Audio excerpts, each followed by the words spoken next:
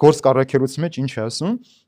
եւ ամբողջ 2 տարի Պողոս ապրեց իր ծախսով եւ ընդունում էր բոլոր նրանց, որ գալիս էին իր մոտ, քարոզում էր Աստծո արքայություն եւ ամենայն համարձակությամբ անարգել ուսուցանում էր Տեր Հիսուս Քրիստոսի մասին։ Բանտում էր, իրեն լիքը մարդ գալիս էր այցելության եւ համարձակ քարոզում էր, չէր վախենում։ Գիտեր, որ ինքը Աստծո փրկություն է բերում մարդկանց։ Եվ մի բան էլ այստեղ ասում է վերջին տող, ասում է ես եւ առյուծի բերանից փրկեց ինձ։ Ինչ է սա առյուծի բերանից փրկեց։ Սա նշանակում է մահվանից փրկեց։ Չի բացառում, որ այդ առաջին ձերբակալության ժամանակ փորձել են սպանել կամ դավադրություն են կազմակերպել, ինքը փրկվել է։ Եվ ինչպես կամ որտեղ է տնեցել, գրված չի, չգիտենք։ Ինչու է ասում առյուծի բերանից փրկվեց։ Այսօր ամենաուժեղը աշխարհում ով է։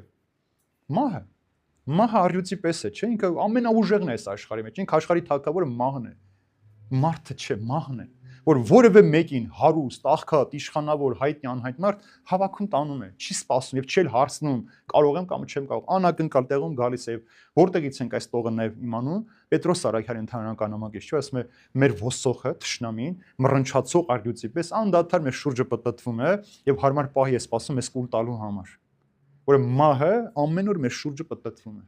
Ամեն վայրկյան։ Մենք չգիտենք